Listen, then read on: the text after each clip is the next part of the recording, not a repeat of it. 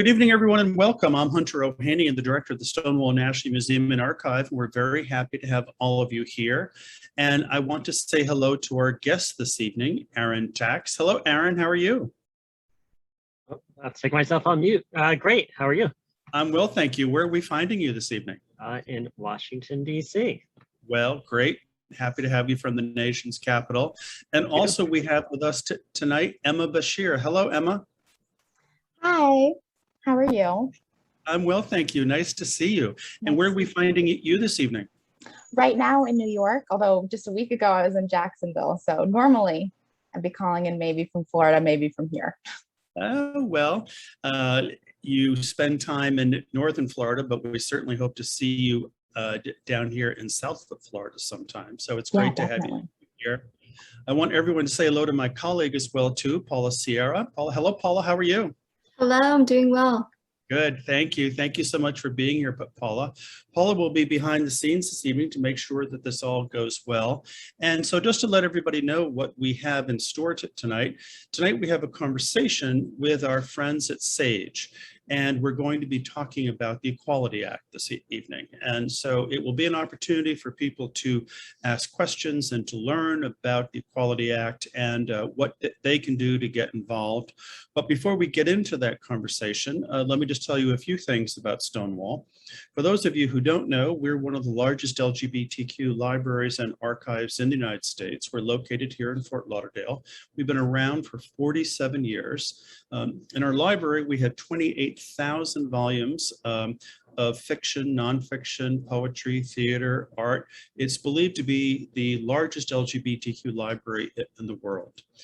In addition to that, we have an archive, and the archive has over 2,700 linear feet of materials, mostly from 1950 to the present day.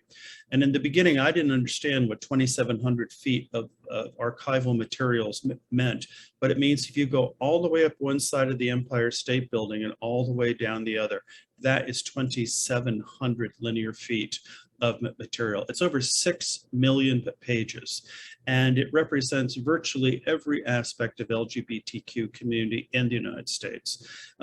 Most of it has been given to us by donors. A lot of it has been generated here in South Florida. Certainly there have been a lot of LGBTQ civil rights things that have gone on here. Certainly in Miami-Dade and Broward, and many people may remember the Anita Bryant days. There have been a lot of things that have happened here in Florida. And so we're very rich in a lot of these treasures of gay history. You can find out everything about us at stonewall-museum.org. And if you'd like to sign up, you can join our newsletter. I promise we don't ask for money a lot, just maybe once a month, but we don't torture people over it because we're a non-profit like any others. But our job is really to preserve and collect and present LGBTQ history, both and culture, both from the past and also current things. And of course, this talk tonight with SAGE is definitely part of that. If you are here in South Florida, please stop by and see us. We have 2 exhibitions up right now. One is called Don't Ask, Do Tell, which has been up all summer. And that's looking at the 225-year relationship between the LGBTQ community and the U.S. military. The story actually starts with one of George Washington's lieutenants who was imprisoned for sodomy.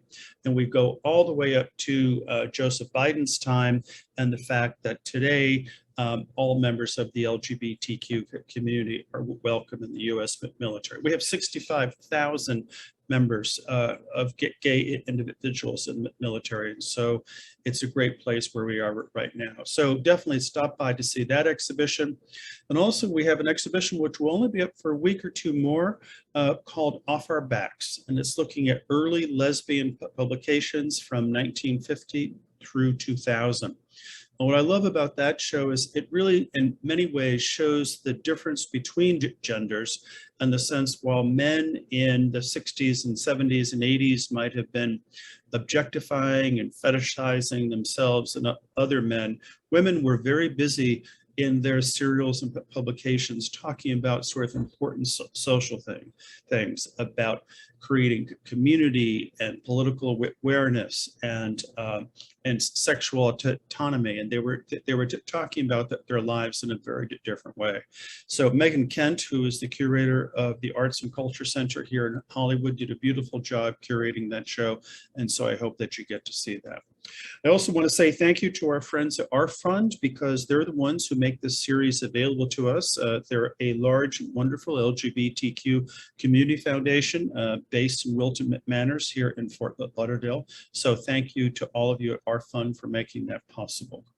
So I think those are all the announcements that I have. And so let me sort of switch my screen over here and go down over here. And so, Aaron, maybe we'll start with you and just tell us a little bit about SAGE and what SAGE's mission is. Sure. So SAGE is the nation's oldest and largest organization dedicated to improving the lives of LGBT older people. We are founded in New York City in 1978, where we run about a half dozen LGBT targeted senior centers. We also run 2 LGBT-friendly housing buildings, one in the Bronx and one in Fort Greene in Brooklyn. In addition to that, we run a federally funded National Resource Center on LGBT aging, which provides information to LGBT older people themselves about all sorts of questions they might have about aging, to aging providers about the unique needs of LGBT older people, and to even LGBT organizations about the unique needs of older folks. To give you, one example of why that might be so important is, I'll give you a concrete example. Back in the day, the Montrose Center in Houston, Texas had a program for LGBT older folks, and they found that people weren't coming, and they talked to their, the audience that they were trying to serve, and they found out they didn't want to use the word LGBT when they were telling their friends what they were doing that afternoon.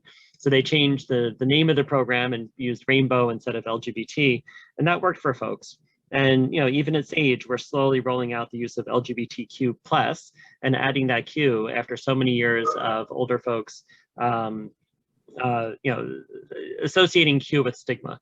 So that's an example of how we're changing even at SAGE and the types of lessons that we try to teach folks through our National Resource Center on LGBT aging.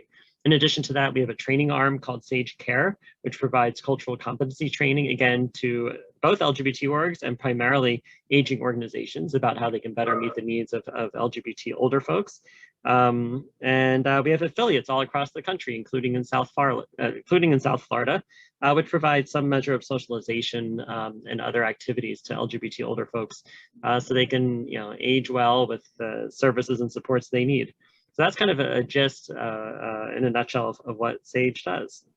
Yeah, and we know many people here in Fort Lauderdale and Miami and South Florida that are involved with SAGE and certainly support the organization and find great services there. We at Stonewall have been hosting a book group with SAGE for many years, and they are still doing it virtually right now because of COVID, but we hope that they'll be getting back to in-person in their book club, and we're very happy to do that. And so, Aaron, you're the Director of Advocacy for SAGE, and so that's a great role where you're out there fighting for the rights of LGBTQ elders on a daily basis. You got it. And, Emma is key to that effort, doing our grassroots advocacy. And I'll give you an example of some of the types of things that we're working on or have worked on in the recent past, in addition to the Equality Act. So last year, there was an important reauthorization of a law that I would say most people haven't heard about, but it's critical to older folks. It's called the Older Americans Act, otherwise known as the OAA. And even though if you haven't heard of it, you probably have heard of what it funds. So it funds programs like Meals on Wheels, senior centers, chore assistance, transportation assistance, legal assistance, all these programs which enable folks to age in place in their community. That's the whole MO behind the law. And for the longest time, we've been trying to get targeting language in the law to make sure that LGBT folks don't fall through the cracks. Because of the greater need, greater rates of social isolation and whatnot, we know that LGBT older folks are in greater need of these social services and supports. But unfortunately, because of a long history of stigma and discrimination, they're less likely to take advantage of them. So right now, as a result of efforts of SAGE and some of our partner organizations, it is now federal law as of last March, that every single state department of aging, including the State Department of Aging in Florida, and every what's called area agency on aging, which are basically your county departments of aging, including all the ones across Florida, now have to do three things: engage in outreach to LGBT older people in their community, collect data on their needs, and collect data on whether they're meeting their needs. And we look forward to working with folks across Florida and across all the other states to hold their state departments of aging and those county departments of aging accountable for following the law in the coming years. So that's an example of the other type of advocacy we've been working on. One other thing I'll quickly mention is under the Obama administration, they added an LGBT demographic question to the survey, which measures how effective that law is in reaching the most vulnerable populations. That was removed in the last administration, and now we're working with folks back in this new administration to add that language back into the survey. So that's an example of what we're doing at an administrative level here in DC. Well, it's an amazing thing too, when you think about populations at risk and the fact that we can actually put some rules in place and we can advocate for legislation to be turned into law that will not only identify particular problems and then identify the constituency that needs solutions to those problems, and then evaluate how effective government is at trying to solve those problems. That really sounds like a way of trying to be able to make some real change that can impact people's life. Emma, you said that you spent a lot of time here in Florida, but we're finding you in New York, and so you are a grassroots organizer for SAGE. Tell us a little bit about your job.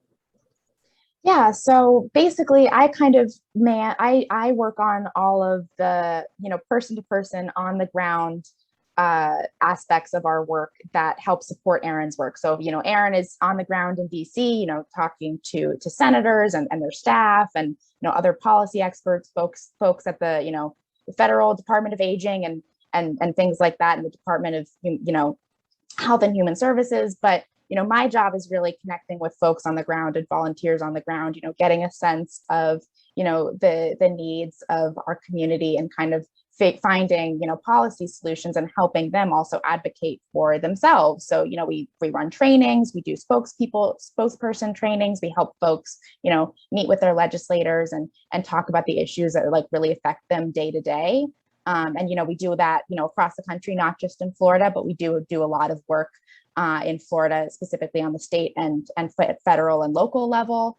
And I always like working in Florida just because there's so much, I think there's a lot of, older adults, in Florida. So there's a lot of space to do that work. And there's a lot of interest from, legislators also to, follow those needs and to sort of put the LGBTQ perspective, into that work and make sure that, our voices are really represented there is really, really key. That's great to hear. So folks, for those of you who have joined us, just a couple of procedural things. We're going to have a discussion and a presentation about the Equality Act and what it means to all of us and to everybody in this country. If you have questions or comments, please feel free to throw them into the chat or the Q&A, and we will get to them.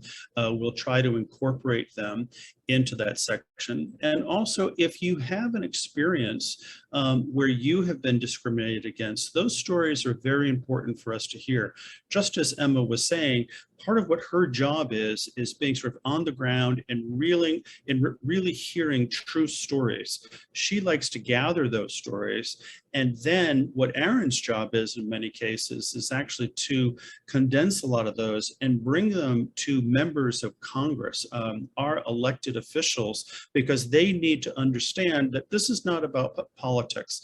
This is about actually changing people's lives and actually creating good laws that can protect everybody. So what you have to say about your experience with discrimination is very important.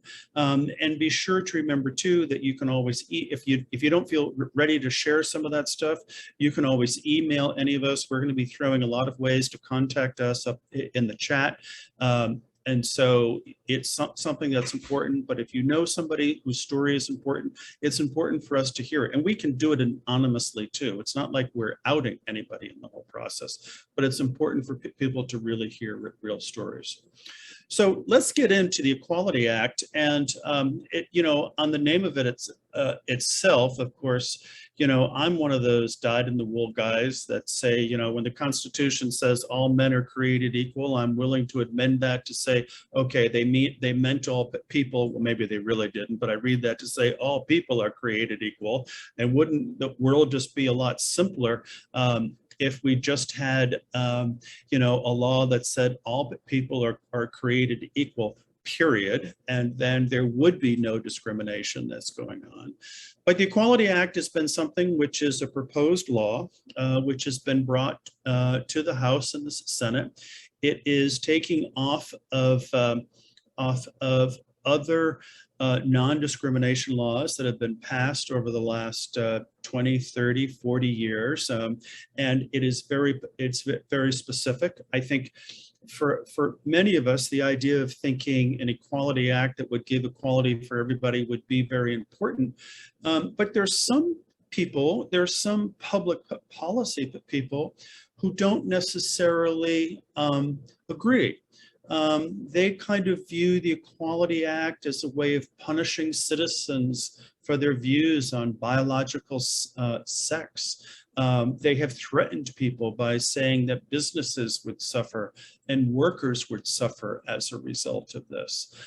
They've also attacked certain people in society for saying this is some kind of ploy by the cultural elite, or that we're trying to tell people what they're supposed to believe. Some people have said it's trying to infringe their rights to freedom of speech or exercising religion.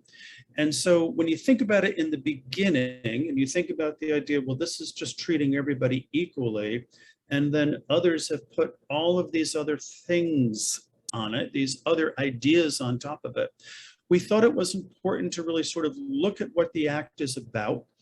And we thought it was important to see what we can do to actually try to help get equality in our legislation today, and try to help those that don't see it the same way that we do to get to the point where this might actually become law. And so we want everybody to be engaged, because this is not a political fight. This is really just about creating good law, and also about debunking some myths out there that we've heard people say.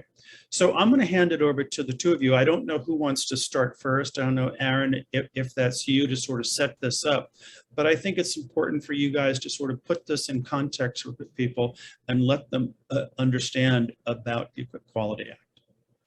All right, well, thanks so much for that extensive and thorough introduction. I know we have a PowerPoint, but before we jump into that, I think Paula has some teaser sort of trivia questions that we're going to ask folks to gauge what they know about the current state of LGBT non-discrimination protections. So let's jump into that if we can first. So you'll see there's an opportunity to answer all these questions on your screen. So please go ahead. I'm going to read through them just so you can hear them. So are there currently federal protections barring discrimination on the basis of sexual orientation and gender identity? Yes or no? How many states have a law that protects LGBT people from discrimination? You can guess on that one too. All right, how many votes will we need to pass the Equality Act in the Senate? By 2030, what is the estimated number of LGBTQ people who will be over the age of 50? Question 5, what areas of life would the Equality Act cover? Housing and employment, public accommodations like ride shares, hospitals and retail stores, federally funded programs, or all of the above? And the final question, what groups of people would the Equality Act cover? People of color, women, LGBTQ people, or all of the above? So I think everyone by now has probably had an opportunity to answer these questions. So let's go through them. Let's see what the right answer is. We had fun creating these questions because some of them are a little bit nuanced, and that's kind of the interesting part of this. So unfortunately, I don't think I can see them right now. So I'm not sure I can walk down. Now I can, here's the results. Great. Okay. Can you see them, Aaron? I can see them and the results, so we'll see what our audience said. All right, so let's go through these and then we'll dive into the actual presentation. So are there currently federal protections barring discrimination on the basis of sexual orientation and gender identity? This is a little bit tricky. So there is no comprehensive LGBT civil rights law. That would be the Equality Act. And we'll dive into what that means. But right now, there's sort of a hodgepodge of protections, and I'll explain what that means. So at the federal level, one example of this is Title VII, which is the non-discrimination law with respect to employment that bars discrimination on the basis of sex, among other characteristics. And whoops, I realized I raised my hand, so I'm going to lower my hand. Sorry about that. So it currently bars discrimination on the basis of sex, among other characteristics. And God, time flies. I guess it was last year, the Supreme Court came down with a decision in the Bostock case where they interpreted Title VII to bar discrimination, or they interpreted sex in Title VII to include sexual orientation and gender identity. So it is now effectively federal law that people cannot discriminate in employment on the basis of sexual orientation and gender identity. So that would be part of the yes. Are there currently some protections? Yes. In addition to that, we'll add some nuance to this.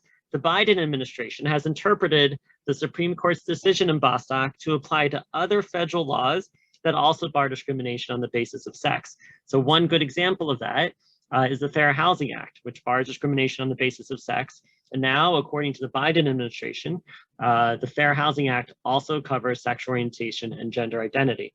And I'll give you a third example. There might be others, but another example is the Equal Credit Opportunity Act, which bars discrimination in lending. That has included a bar of discrimination on the basis of sex.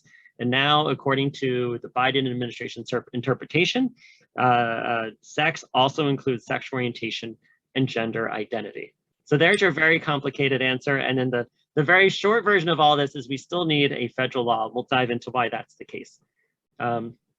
Number two, how many states have a law that protects LGBTQ people from discrimination? The correct answer is 22. It leaves 28 states without comprehensive laws protecting LGBT folks from discrimination. The one little nuance you'll see here, that the number differs a little bit in the PowerPoint. Sometimes you see 28, sometimes you see 29. The difference for that, or because of that, is actually in Florida, where your Human Rights Commission recently said that there are a number of, they took that Bostock decision from the Supreme Court and said there are a number of areas in Florida law that now protect people from discrimination on the basis of sexual orientation and gender identity. So if you count that, we got 28 states with protections and 22 states that do not have them. All right, how many votes do we need to pass the Equality Act? Should be 50. That would be nice if we really, really lived in a democracy, but we have the filibuster. A vestige of efforts to deny civil rights protections to Black people. And that's, if you read the history of it, that's where it comes from. And that is still in place and still being used today to keep down all sorts of rights, including LGBT rights in this case. So unfortunately, because of the filibuster, we need 60. I'll add another layer of nuance. Right now, we technically would need 50 because we have Kamala Harris as our vice president who would break a tie-breaking vote. If we were in an anti-equality administration, you would need the 51 because you wouldn't have that extra vote to get us over the finish line. All right, by 2030, what is the estimated number of LGBTQ people? They'll be over the age of 50. I was thinking we should have added like 3 or 10 or some small number just for kicks, but the actual number is 7 million people. One challenge here is there's still not enough data collection at the federal level. So the census, for example, still does not collect sexual orientation and gender identity data. Because of that, there's good statisticians and researchers who have to make estimates, and the estimate they've come up with is 7 million. What areas of life would the Equality Act cover?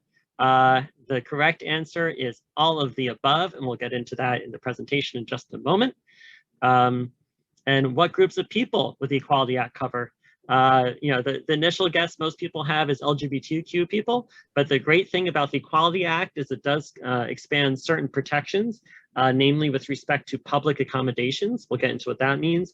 And under federally funded programs or Title VI, it expands some of the groups who will now be covered.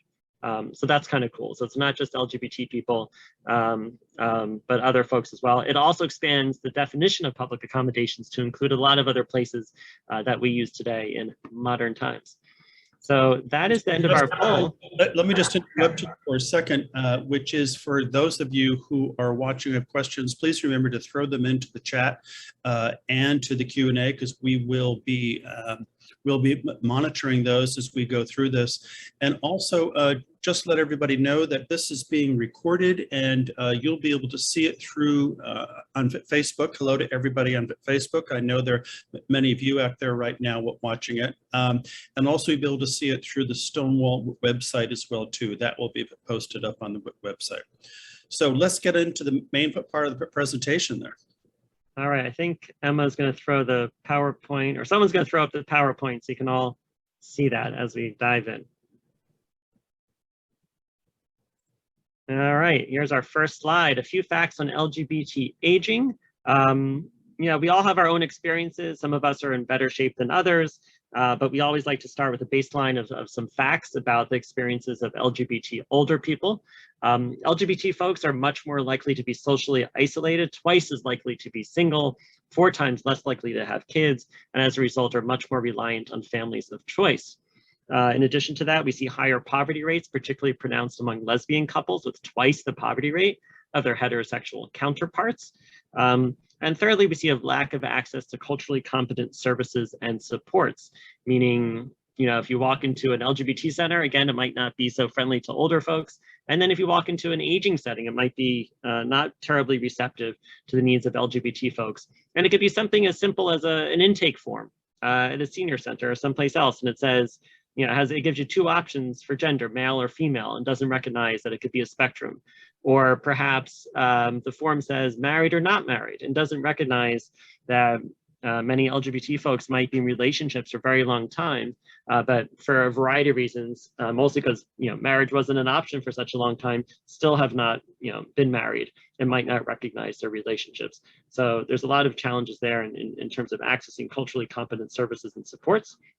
In addition to those issues, we see the unfortunate phenomenon of many LGBT older folks going back into the closet as they get older. And that's because they continue to face, or at least fear, discrimination. So they think back to the history of discrimination and stigma they have faced over their life course and think this is not a time to mess around when I'm more vulnerable or at risk, and I'll err on the side of going back into the closet.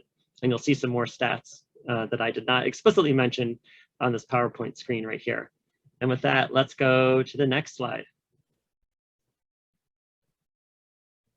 All right, so here you see a lovely map of the United States and the states where there are no LGBT protections. So if you look in the fine print at the bottom, the gray is states with no LGBTQ non-discrimination protections. The red are states with full LGBTQ non-discrimination protections. The dark blue are states with non-discrimination laws lacking gender identity protections. And the light blue, or purple, I guess it is, states with some LGBTQ non-discrimination protections. It does not represent the Florida Human Rights Commission ruling. So that's one little note I'll put here for this slide. And just to be clear about the division among the 50 states here, this is something which is really dictated by individual state legislatures, if I understand correctly, or executive actions by governors within those states. And so it does speak to the importance of people being involved at the local level, at the state level. Absolutely. And the tough thing is you might live in a state right now that has protections, and that's great. But say your employer wants you to move to another state, or you simply want to go on vacation to another state, you want to go see the great national parks out west, and your partner gets sick, is your relationship really going to be recognized? Are you going to be able to get the help and the support that you need? Are you going to face discrimination? So you certainly don't, even if you live in a great state, you don't want to be locked in your state and only have that to rely on. We need to make sure that regardless of where you go across the country, that you do have these protections in place. Yeah, and we actually see examples of, the fact that, some states have protections and some states don't. I'll anonymize any stories that we share just so they're not, make sure that they're all anonymous, but we have one couple that we know that lived in a state that did have protections, but they went to visit their child in another state. And, while visiting their child, they got, pretty badly injured and had to go to a hospital in the state, and it didn't have protections. And, when they went and said, this is my spouse, and they realized that it was a same gender relationship, the hospital actually said, oh no, you actually can't have your spouse be your next of kin. We don't recommend that you do that here. Or it might make people uncomfortable. It might, the doctor might not want to treat you, and all of that. This was after marriage equality in 2015. So, we see that, people should have the freedom to move, no matter what state they live in. And the other thing that, like Hunter mentioned, it really highlights the importance of getting involved with, advocacy at your state and local level, and making sure that your state legislators are accountable to you as well as your federal legislators. Right now we're talking about federal legislation, because the path to federal legislation is it's a bit easier than going through each of these 28 states and passing a law that says LGBTQ people are protected from discrimination. It's a little bit easier to go just one law across the board everywhere. And just to put another wrinkle in it too, as I think about it, as you put this out here, even within a particular state, there can be rules which are citywide or countywide as well too. So for example, looking at Florida right here, there is more protection in people in Broward County and Miami-Dade County than there might be in some of the other counties, even though there might not be state law there, or in the city of Fort Lauderdale. Absolutely. And I think that's challenging. And if you live in a particular state, you want to be able to leave your city, or be able to move around and, visit friends across the border, whether that's across the county border, the city border, or the state border. And, it's a real burden on folks to have to think, like, everywhere they go, well, am I protected or not protected? It's also, we should note, bad for business. Businesses like consistency. They want to know wherever their employees are located that they have the same rights. It's hard to recruit, if you're perhaps in a state like Florida without certain protections, or in other states like Texas or Georgia, Alabama, Mississippi, whatnot. People might not want to relocate there if their family or they as individuals are not going to be protected. And businesses don't like that inconsistency and want to be able to have uniform rules and laws, across the board. It makes their life more or easier. And it's, frankly, a more affordable and more an efficient way to do business if you do have that consistency across the board. So we think it's something that everyone benefits from, not just even LGBT folks themselves. Yep. All right, so let's dig into what the Equality Act would actually do, which will be on the next slide. So what would the Equality Act do? It adds explicit non-discrimination protections to LGBTQ people in key areas of life. And what we mean from that, it's pretty much like everywhere, every which way you would navigate in life, you would be protected. So it's where you work, it's in employment, with respect to credit and lending. So you can get a mortgage to get a house or get a loan from a bank. In housing, jury service, under Title VI, which is federal funding. And you could imagine that reaches into all sorts of elements of life. So if anyone gets Medicare or Medicaid funding, funding through the Federal Transit Administration, there is tons and tons of federal money floating down to states and localities. So if any entity is receiving any of that federal money, that would be covered. And then there's public accommodations, which we talked about a little bit earlier. When the Equality Act was written, it was written in the not the Equality Act, right? Frankly, the original Civil Rights Act was written. This was in the mid-60s. And I just looked up the definition of public accommodations from back then, and it sounds kind of quaint. They talk about any inn, hotel, motel, or other establishment, any restaurant, cafeteria, lunchroom, or lunch counter, or soda fountain. I challenge any of you to tell me the last time you went to a lunch counter or a soda fountain. Any motion picture house, tell me the last time you went to a motion picture house as opposed to watching something on Netflix, so on and so forth. So one of the great things that the Equality Act would do is expand the definition of public accommodations to places like retail stores, transportation services, hospitals, salons, and personal care providers, among other areas. So that's one thing it does. And because of that, it not only would benefit LGBT people, but would benefit the people who are already protected in the 1964 Civil Rights Law. So that's a benefit, not again, just to LGBT folks, but to the other previously protected groups of folks. So that's pretty nice. In addition to that, as I mentioned, we have, or I didn't mention this, but it actually also adds sex to Title VI. So that's the federal funding protection. So right now, technically speaking, if you're getting federal funding, you could discriminate on the basis of sex. And this law, this Equality Act, would actually change that to now bar discrimination on the basis of sex, in addition to sexual orientation, gender, and identity, in addition to all the other characteristics with respect to any federally funded program, service, or support. So that's some cool things that the Equality Act does. So again, it doesn't just protect LGBTQ people from discrimination, but expands protections for a whole wide array of other groups who would have expanded rights should this law pass. So in other words, sort of updating the places where protection is offered for everyone, but then also it's making sure that there is an additional class of individuals who are protected who would not be protected under the Civil Rights Act of 1964. Yes, you said that much more concisely than I did, so I appreciate that. The other thing I'll mention is you might be thinking, well, Aaron, you just said we do have these protections under Bostock and Title VII, and the Supreme Court has said we have employment discrimination protections, and that the Biden administration has expanded that to housing under the Fair Housing Act and to fair credit and lending under the Equal Credit Opportunity Act. That is true, but there's something to be said for having something written into law, especially with respect to these interpretations of the Biden administration. We believe they are legally sound and correct, but hypothetically, you could imagine a new administration comes in and they say we have a different interpretation. We don't believe that the Fair Housing Act covers LGBTQ people. We don't believe the Equal Credit Opportunity covers LGBTQ people, and so on and so forth down the entire list of all the federal laws that currently bar discrimination on the basis of sex.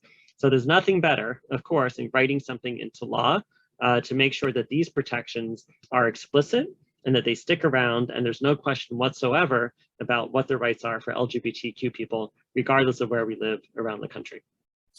I think that's great. Now, I'd like to dial back just a minute and maybe go back to Emma, because there's a question here that I think may relate to some of the grassroots work that Emma has been doing. And so the question is, what can you do? What can one do when they live in a very conservative state or a very conservative area, and they can't get their legislators to address these particular issues? And so this goes back to the part of the conversation where we were talking about local change, both on the city and the county and the state level. Emma, maybe you want to address that. Yeah, definitely. I think it's a really great question, especially, we're talking in Florida. I think probably a lot of folks in Florida don't have a whole lot of hope around this issue with their representatives. I'd like to just, go back to something that Aaron said about, getting to 60 votes. Where are those 10 votes going to come from? And actually, you might be surprised, but we have, our 2 senators here in Florida are actually 2 of those votes that we're trying to get to a yes on the Equality Act. So, for Florida specifically, there's actually a lot that can be done, for a variety of reasons, especially speaking in South Florida. We know that this is where Senator Rubio is from, for example. And, they take a lot of senators really care a lot about where they're hearing a lot of, support for certain things. So hearing that there's a big upswell of support in, his own backyard and where he's from, could really matter. So someone that we meet with a lot, which kind of answers your question, is have meetings with legislators actually, and talk and share the stories. Some of the stories that I shared earlier and Aaron was talking about, is help educate them on the issue, because for a lot of these legislators, they don't really talk to a whole lot of LGBTQ folks. They don't really talk to a whole lot of LGBTQ older folks. And so our job is to kind of go in and educate them on what it's like and kind of convince them that there really is a need for this legislation. And it's not, completely hopeless. Like I said, people really care what's going on in their own backyard. So a lot of times we'll meet with Senator Rubio's, South Florida regional office, because we know that has a lot of impact on him. So there's sort of ways that we can be really strategic in trying to convince senators to come on board, because, I think a lot of folks maybe think that we only have about 50, 51, 52 or so LGBTQ supportive senators in the Senate. But, if that were true, then we would never pass, any LGBTQ legislation ever, which is just not true. We passed that last year with the Older Americans Act, like Aaron was mentioning, and we hope to do that with the Equality Act. And I can talk a little bit about some of those strategies that I talked about and being, really strategic in how we put pressure on them. But I think that's kind of the short answer of, I guess, not to count everybody out and to be strategic. And a lot of it is also about, culture warming and talking to these staffers and talking to these senators. And hopefully, over the years, we will, eventually soften them to our issues. And one thing I'll mention too, for folks watching this from outside of Florida, even if you live in a state with, senators who are very supportive of LGBT, rights, it's important that they hear from you too. We know that the other side is, making lots of phone calls opposing the Equality Act, and it's important to, shore up our base of support in the Senate to let our senators know that we care about this, and this is something that's important to us. So whether you have senators who don't seem supportive or senators who do seem supportive, you have a job to do, which is to call your senators and ask them to support the Equality Act. And so they can call them, they can email them, they can write letters to them, but the most important thing is for them to hear from us. Don't think that your voice won't be heard. It may not be individually, but collectively, they need to hear that their constituents have an opinion about it. So as many people as you can get engaged, and even to the question that was asked about how do you get a state legislator or a city councilor engaged in it, even if they're not interested, you need to let them understand that there are people in their constituency who are concerned about this issue. So sometimes it's 1, it's 5, it's 10. Let them know that there are people who are just normal people like you and me who really care about these particular issues. And I'll point you all to the chat. If you scroll up near the middle at this point, Emma put a link in. It goes to sageusa.org/equality time. So again, sageusa.org/equality time. And if you click on that, it'll patch you right through both of your Senate offices. So maybe don't do it right now, but as soon as we're done this presentation, do it. And don't worry about it being too late or whatnot. You can always leave them a voicemail and let them know what you think. And I think the other thing that I'll add, beyond just the Equality Act, because we know this isn't the only issue that matters to us, is that get involved locally with your politics, go to school board meetings. We're seeing that a lot of, folks maybe on the other side of LGBTQ issues are really taking over a lot of these local spaces, school board meetings talking about, trans kids in sports. And we want to make sure that we can, respond to that and be there in support of these issues. So, attending your local school board meeting, joining your area council on aging, things like that. There's a whole host of ways to get involved in kind of local advocacy. And there's a lot of really amazing, local on the ground groups that are involved in that work too. So even if you're in a really conservative state, chances are there is someone in your community who is organizing around this, and it's just kind of about finding who that person is and just saying, what can I do? And it's really important to understand how LGBTQ curriculum can make its way into schools and to advocate for that. And of course, at Stonewall, we spend a lot of time trying to be sure that LGBTQ factually correct curriculum is available for teachers out there. But anybody teaching history of the 20th century and also teaching women's rights or civil rights has to be speaking about Stonewall and talking about LGBTQ rights. It's regardless of one's own point of view. It's a fact of American life, and those kind of things have to be out there. And if your local school board is not allowing that, it's fair for you to ask why. Why are people not being taught that? Why are kids not being taught that that's as much of American history? Stonewall is as much of American history as the Boston Tea Party is. Those are or Selma or Seneca Falls. That is American history, and people need to at least be exposed to it to understand how they can make a decision based upon those facts. Absolutely. And as Emma said, there's ways to contribute across the board, whether that's in the with respect to youth and school boards. There might be opportunities to go to listening sessions or town halls with your state Department of Aging or with your area agencies on aging. If you're an older person living with HIV, there's ways to get involved with your Ryan White Planning Council. So there's so many ways that you could make sure that your voice is heard. One of them, of course, is to ask your senators to support the Equality Act, but it certainly doesn't end there. So let's keep on moving, because I know we've got a lot more here. So yes, I'm going to throw it back to you. All right, I think we have one more slide that I'm in charge of, so I'll go through this rather quickly. Why do we care about this, in particular, the Equality Act for LGBT older people? So they're particularly important for LGBT older folks for all the reasons we've been naming. LGBT folks have faced discrimination through their life course, whether it's in housing, in accessing medical care, in aging-specific programs and supports. We talked about the increased risk and experience with social isolation, and decades of legal and social discrimination in employment, resulting in poverty and economic insecurity, and a lack of competent, inclusive healthcare, which results in poor physical health and mental health. LGBT older folks, as we just referenced in Stonewall, have been there at the forefront of the fight for equality and fairness for the longest time. And we believe that they have a right to empowerment and support as they age. And the idea with the Equality Act is it would finally provide them with the protection that they need under federal law and protections they've waited so long for.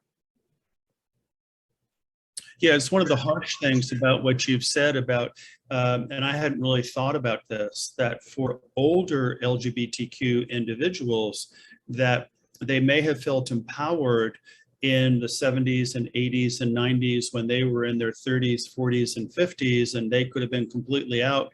But then as they might feel more physically frail and environmentally frail as they move into their later years in life, it's forcing them back into the closet. And that's a really unfortunate situation for many LGBTQ individuals who have spent a lifetime sort of paving the way and plowing the fields for us to have a lot of the successes that we've had. Absolutely. So I'm going to turn it over to Emma for the rest of the presentation. Yeah, so I just want to talk about, now that we've talked sort of about what the equality is, what the Equality Act is and what it would do, I wanted to kind of touch upon actually the question that we talked about a little bit earlier too, is what we can really do about it. Where we are, no matter where we are in the country, if we're in Florida, if we're in a safe state that has protections, if we have supportive senators, if we have very unsupportive senators, we're going to kind of talk about that running the whole gamut on what we can do. And really the most powerful and impactful thing that I think we can do is, have a meeting with your senators. Maybe you won't be meeting with your senator themselves. Maybe you'll be meeting with just a staff member. Organizations very often, like SAGE, like others, Equality Florida is another organization that does it, will help organize these meetings between volunteers.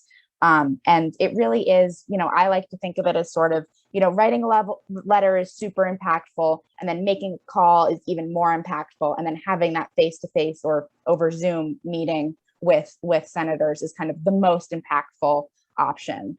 And, as we learned in the poll, we need 60 votes to pass a bill like the Equality Act right now. So, how are we going to get there? Where are we going to get those votes from? And basically, the good news is that we have people in the Senate who have, supported our issues in the past, for a variety of reasons. Maybe they're up for re-election, maybe they're retiring, maybe they have a growing number of LGBTQ people in their district or in their state. We've identified, these targets, and there's a whole lot of them. There are in Utah, in Florida, in Pennsylvania, in Maine, Wisconsin, Ohio, Alaska. I won't name them all. I believe there's 11 in total. But SAGE specifically is focusing on, Alaska and Pennsylvania, and Florida and Maine. And the reason we've kind of chosen these senators is because, we've had meetings with them and they've been sort of, tentatively supportive of these issues in the past. And kind of the next step is then to, convince them with stories. And we've really seen that stories help change people's minds. We've had proven evidence that stories can really help change people's minds on this issue. Maybe they hear about some being turned away at the doctor and they're like, wait, actually, I think that everybody deserves health care. once they kind of find out that it happens. And, you know, we know a law won't always fix everything, you know, like all the other issues that we're talking about today. There's a whole lot of other ways to get involved in advocacy that's, you know, beyond just legislation. But it can really help folks feel more safe and confident, you know, navigating their life, going to the doctor, traveling across state lines, all of that. So, you know, like I said, we work with Senator Rubio's staff, Senator Scott's staff here in Florida, but also with other senators, you know, organizing meetings and putting a face to the issue. You know, like I said before, again, a lot of these legislators and a lot of these staff people haven't talked to a whole lot of LGBTQ folks. So our job is to really show them what it's like and demonstrate that there's really kind of a problem that needs fixing. And they need to really take action. And there's a lot of support for this too. It's the best way. They're like, oh wait, I've had 5 meetings over the past few months with LGBTQ folks, you know, coming out in support of this issue. There must be a lot of people, if they're so in support of this, that they're coming out and spending their time and having a meeting with me, you know, over the computer, and then hopefully not in pandemic times in their office, which can be even more impactful. Let me interrupt you there on that one issue, and I have a question for both of you, which is that I had the opportunity recently to meet with a member of Congress who represents a congressional district in South Florida, including the Miami area, and she voted in the House against the Equality Act. And when she met with a group of LGBTQ individuals, when she was asked the question, she said, well, I voted against it because the members of the faith-based community told me that the Equality Act would impede individuals' rights to practice their own religion. And so when people meet with their legislators and they are told certain things and the legislators come back with those kind of things, what's the best defense? Like particularly that particular defense that there's a conflict between religious belief and equality. I think many people who walked in the room didn't believe that there was a conflict between those two, but how do we help people understand there's not a conflict around that? I mean, I think the very first thing to note is there are many, many, many people of faith who support the Equality Act. And I think it's one of these things that gets a little bit of outsized attention because there's a vocal minority of people who are painting the picture of the Equality Act as something that is anti-faith, when in reality, we believe it strengthens that relationship, the historic relationship between civil rights laws and the rights that people of faith rightly have. We believe that people of faith, should have, the right to practice their religion, but there is a point when it comes to when people try to use their religion as a license to discriminate against other people. And that's where we believe that it's important to draw that line. And the Equality Act, and the good news is, doesn't change the protections that people of faith already have. Those protections are kept in place. And the good news is it strengthens rights for everyone, including LGBT people of faith and all people of faith, to know, what their civil rights protections truly are. So I think it's one of these red herrings that often gets raised, but in reality, we're all better off if this passes. And Emma, I don't know if you have anything else to contribute in terms of what you hear.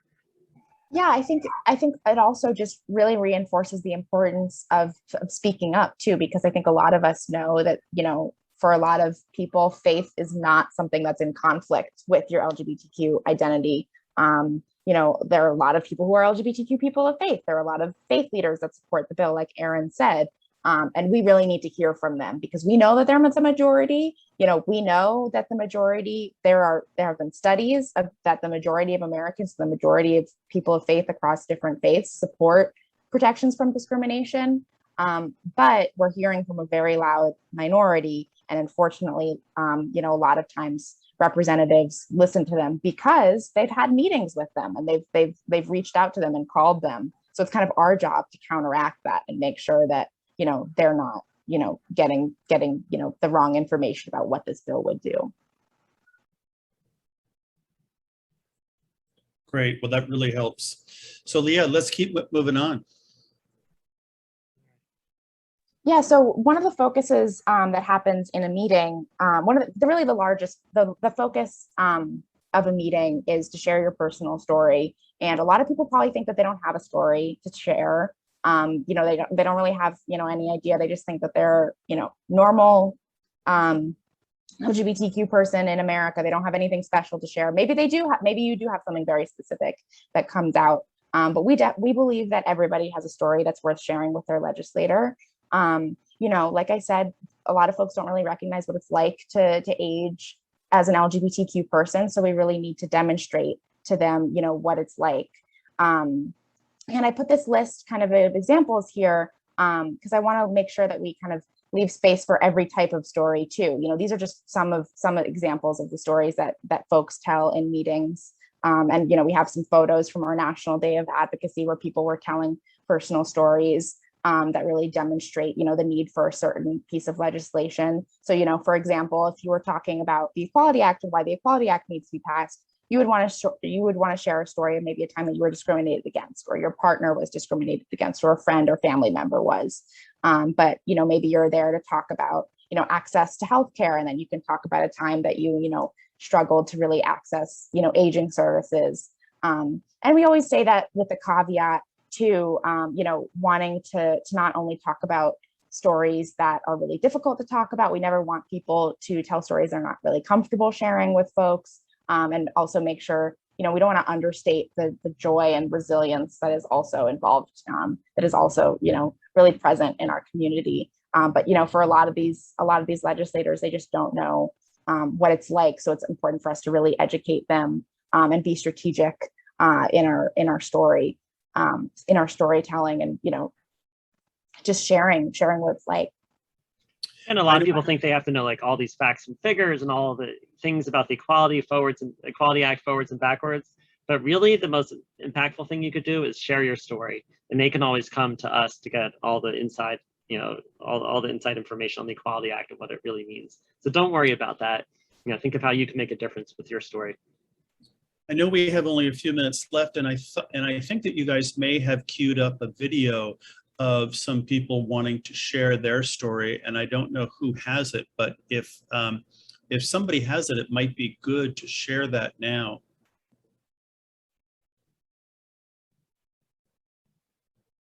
Wonderful members of the LGBTQ plus community, some of whom have been fighting for the equality. Hi, I am Paulette Martin. And I'm Pat Martin. As members of SAGE, Paulette and I have been fortunate enough to connect with some wonderful members of the LGBTQ plus community, some of whom have been fighting for the equality for over 50 years. Even though there has been progress over the years, there's still plenty of work to do.